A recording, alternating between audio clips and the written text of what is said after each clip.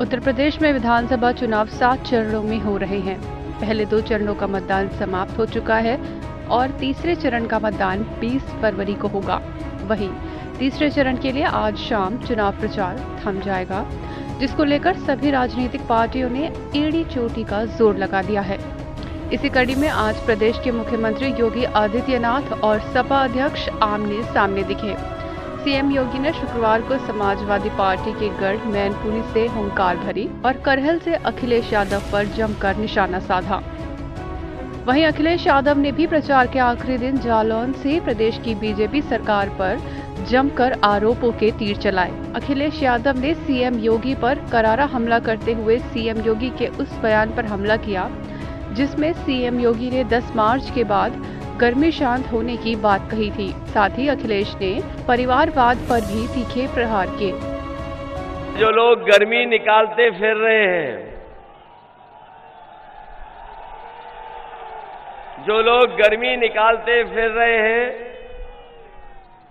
वो पहले चरण के बाद ही ठंडे पड़ गए। उनके समर्थक और नेता। और अभी मैं हमीरपुर आया था, झांसी के कार्यक्रम मैंने किए थे। अभी आपके बगल में कार्यक्रम करके गया हूं मैं, हमीरपुर, महोबा और झांसी। जो समर्थन मिला है उसके बाद तो भारतीय जनता पार्टी के नेता कार्यकर्ता सुन्न पड़ चुके हैं। ये जो परिवारवादी कह रहे हैं कि घोर परिवारवादी हैं, याद रखना आप लोग, जिसका परिवार होता है वो ही परिवार वालों का दुख दर्द समझ सकता है। ये भारतीय जनता पार्टी के नेता जो राज कर रहे हैं, इनके कोई परिवार नहीं है। अब नारा लगाओ जो नारा लगा रहे थे तुम। ये नारा समय से पहले लगा दिया तुमने। बताओ, एक परिवार वाला ही महसूस कर सकता है अपना दायित्व, अपनी जिम्मेदारी, और एक परिवार वाला ही समझता है कि महंगाई क्या है। इन सभी प्रहारों का जवाब सीएम योगी ने समाजवादी पार्टी के गढ़ से दिया। सीएम योगी ने अखिलेश पर हमला करते हुए कहा कि परिवारवाद को निशाने पर लिया। सिपाही खानदान का तो एक ही नारा है, एक ही नारा है, सबका साथ लेकिन सिपाही खानदान का विकास। नौकरी निकलती थी नौजवानों के लिए और चाचा और भतीजा वसूली के लिए निकल पड़ते थे। किसी नौजवान को बिना पैसे के नौकरी देते थे क्या ये लोग?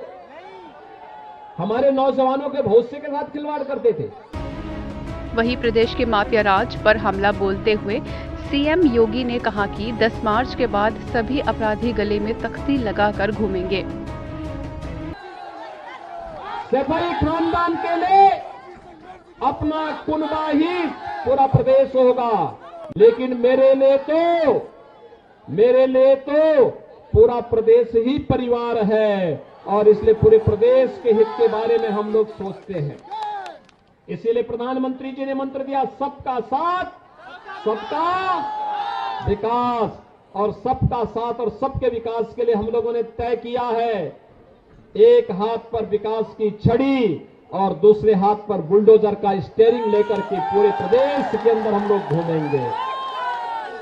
आप देखना, उत्तर प्रदेश विकास भी करेगा और ये दंगा फसाद करने वाले, कर्फ्यू लगाने वाले, व्यापारियों पर हमला करने वाले, बहन बेटियों की इज्जत के साथ खिलवाड़ करने वाले और ये जितने धमकीबाज है ना, इनको आप देखना 10 मार्च के बाद ये अपने गले में तख्ती लटका करके घूमते हुए दिखाई देंगे।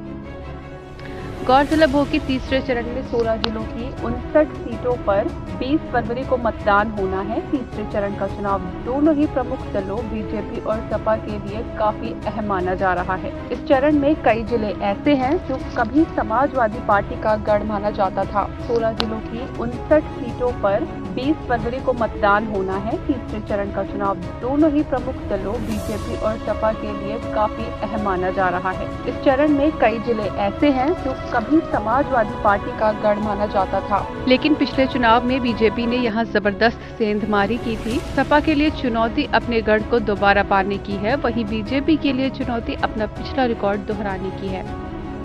INS report.